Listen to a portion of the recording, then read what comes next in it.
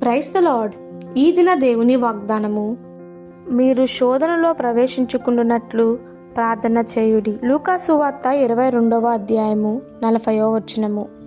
మనము శోధనలో ప్రవేశించుకుంటున్నట్లు ప్రార్థన చేయాలని వాక్యం చెప్పుచున్నది. ఈ లోకంలో శోధనలు అనేవి మనకు వస్తూ ఉంటాయి. ఒక్కొక్కరికి ఒక్కొక్క రకమైన శోధనలు మనం గమనిస్తున్నాము.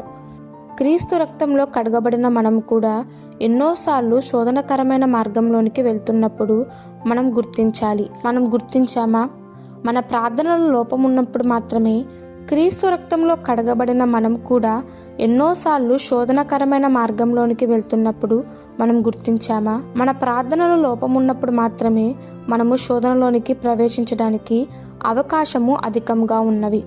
ఎవరైతే ప్రార్థన పరులుగా ఉంటారో అట్టివారు దైవాత్మ ద్వారా గద్దింపు కలిగిన వారై వారు శోధనలో ప్రవేశించకుండా తమ ప్రార్థన జీవితమే వారిని కాపాడుతుంది. అందుకే ఎందుకు ప్రార్థించాలి అనగా, శోధనలో ప్రవేశించుకున్నట్లు ప్రార్థన చేయుడి అని యేసుక్రీస్తు ప్రభు తన శిష్యులకు చెప్తున్న వాక్యాన్ని మనం చూస్తున్నాం. నిబ్బరమైన బుద్ధి గలవారై మెలకుగా ఉండి ప్రార్థన చేయుడి. ఎందుకంటే మీ విరోధియగు సాతానుడు గర్జించు సింహము వలె ఎవరిని మృంగుదునా అని వెతుకుచూ తిరుగుచున్నాడు. ఎవరైతే విశ్వాస జీవితంలో బలంగా ఉంటారో అలాంటి విశ్వాసులను వారి విశ్వాస జీవితం నుండి పరద్రోయాలని సాతానుడు ఎంతో కుయుక్తి పనిచేస్తుంటాడు. సులువుగా చిక్కులు పెట్టే పాపం నుండి మన ఆత్మీయ జీవితమును పడద్రోయడమే వాని ముఖ్య ఉద్దేశము. దేవుని వాక్యంలో మనం చూస్తున్నాము. ప్రకటన గ్రంథము 2వ అధ్యాయం 25వ వచనంలో, నేను వచ్చు వరకు మీకు కలిగిన దానిని గట్టిగా పట్టుకొనుడి.